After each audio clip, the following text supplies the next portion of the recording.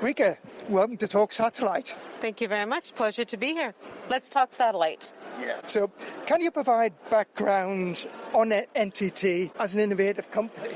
Absolutely, in so many different ways. But since we're talking satellite today, Kevin, I will share that NTT has been in the space and satellite business for decades. So NTT stands for Nippon Telegraph and Telephone. So we are one of the original carriers in Japan. But since then, we've branched out into becoming one of the leading global technology solutions and services providers. We have about 340,000 employees all around the world. 85,000 of those are outside of Japan. For everything from digital infrastructure to data centers to application development to managed services and industry consulting, the whole host of them, which you can learn more at the NTT data booth that's here at MW. But going back to space and satellite, we have a service that Docomo had brought to market called Whitestar in the mid-1990s, which was satellite telephony. So we're familiar with the domain and the space, and I think that, as we all know, the satellite domain has been within the domain of public sector defense and intelligence for many, many decades. And recently, as we've seen from the show here, and every year it seems like the satellite aspect has been of growing interest and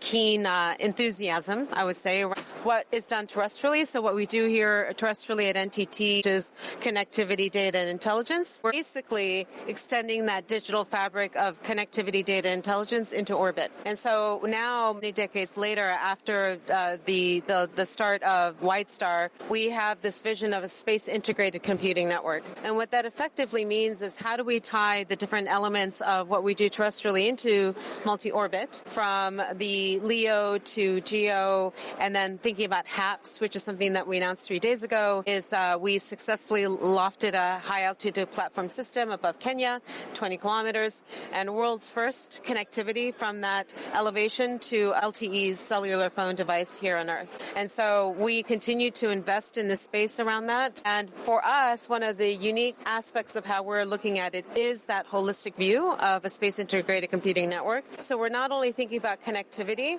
from space to ground and ground back up into space, but also it's the Earth observation side as well as the communication side. So we're really bringing our rich culture and heritage around connectivity and communications into some of the ways that we're pioneering new elements of connectivity. For example, you might have heard about some of the work that we're doing terrestrially around the all-photonic network and enabling optical data relay here on Earth and bringing that into at the chip level design. So it's an ION Innovative Optical Wireless Network initiative that we're driving at NTT. We're bringing that into orbit as well. So enabling satellite to satellite connectivity, orbit to orbit connectivity, higher throughput, lower latency, more secure networks that we're driving there. And then just to close out on the Earth observation side, we have been building high resolution 3D maps for a decade now at NTT Data Group in Japan. So now we've just been awarded a contract with the JAXA and the Japan Strategy Fund, and we will be putting Earth observation satellites. So NTT Data will be putting Earth observation satellites into orbit in LEO orbit in 2027. And that way we can start building out a platform and enabling satellite Earth observation as a service to integrate with a lot of the other ways that we bring information and data through IoT sensors and private wireless networks and overlaying that in situ into those satellite imaging to create a dynamic digital twin of large geographic footprints. So mining sites, airports, ports, railway networks. And as you can imagine, the insurance industry is obviously very interested in all of this because the use cases that we're addressing are fundamentally around risk management, infrastructure vulnerability management, climate resilience, ultimately optimizing operations for multiple industry sectors. How does C89 play into this? C89 stands for Constellation 89. And the reason why Constellation 89 is because there's 88 known constellations in natural constellations that we know of. And Constellation 89 is NTT saying that the 89th constellation is the connecting of dots across a number of our space and satellite investments and initiatives. Starting with Whitestar, we've continued to have different groups within NTT, including NTT Docomo, NTT Data Group, a host of other R&D initiatives, as well as investments that we've been making through NTT Docomo Ventures. So now C89 is a way to put a wrapper around all of those initiatives, find those synergies, and to be able to express them into the market in a way that really underpins this idea of a space integrated computing network. So HAPS, LEO, small sats, in terms of the infrastructure you'll be utilizing, how will that all look when it's all put together? Well, it fits together from the perspective of thinking about multi-orbit connectivity, number one. So that's on the connectivity side. And then meanwhile, on the LEO side, it's not just connectivity, but Earth observation, as I mentioned. And then HAPS being, because HAPS flies, as your listeners and readers might know, it flies between airplanes fly, and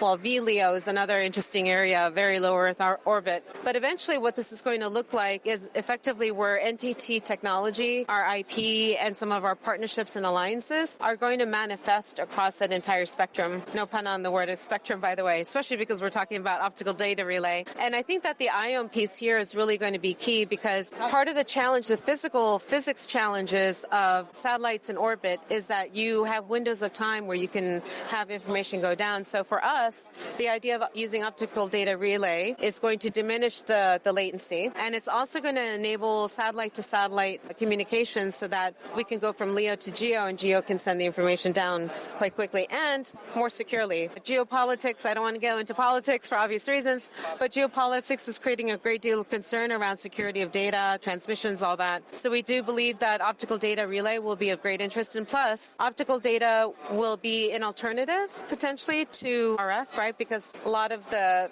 incumbents of the world have gone in and secured the spectrum. And so optical data relay, you don't have to think about this. Not that you don't have to think about it, but that's not something that you need to try to secure. It's optical data technology. So for us, when it all comes together, is in various ways, NTT will have a footprint and a fingerprint and a satellite print, DNA, effectively part of the entire DNA, working with partners, working with our R&D teams, and working with a number of our operating companies. 100%. Do you see this as a global play or just a national? No, 100% global. Absolutely. We are constantly fielding interest and inquiries from both customers as well as our operating company partners or collaborators from NTT Data Inc. So NTT Data Inc., which is where I was before I went into work for NTT Holdings. There's a lot of interesting use cases as it relates to the relevance of not just connectivity, but Earth observation and some of the security elements around this. And we do see increasingly public-private partnerships. So it used to be before that defense sector could fund their own innovation, but things are moving too quickly, too fast. And so a number of talks that I've been in where there have been government agencies and officials and said, we have to do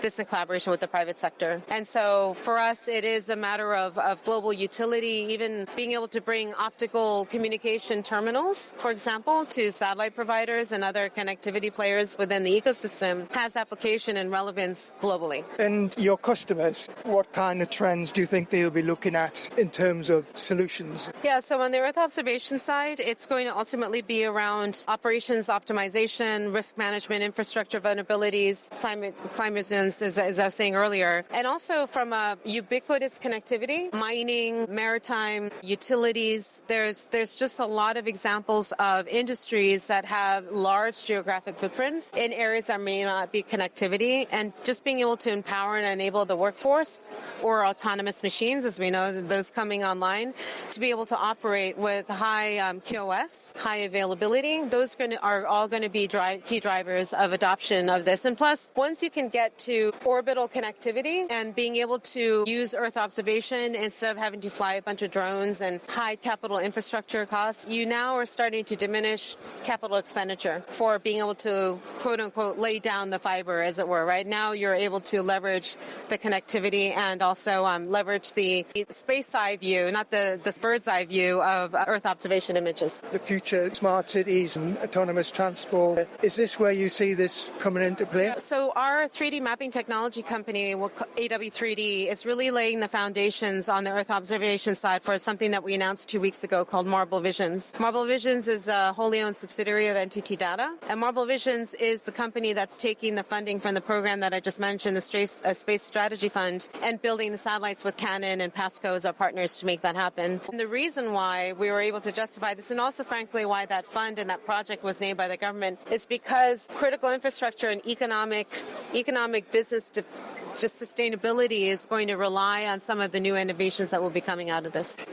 Very fortunate to have such a supportive and positive government and JAXA as a space agency as well. Yes. As I mentioned, private-public partnerships are key. And as I mentioned, there's also more interest around sovereign space frontiers. And I say sovereign space frontiers because I think that it's not just about each country having its own part of the space. But I think that this is really going to enable some of the ways that we empower, enable the defense and intelligence sector, whilst also benefiting the ways that supply chain and global companies are going to be able to continue operating across multiple regions and sectors. Commercialization? Commercialization is, there's a number of different facets to commercialization. As I mentioned, NTT can commercialize around our IP, some of the technologies that we're pioneering around this and working with partners to embed that technology. That's one aspect of commercialization for us. Another aspect is around, for example, with HAPS and being able to commercialize the ability to have that connectivity and direct-to-device from a HAPS device. Earth observation, we believe that that's very much a near horizon thing, because it's not just about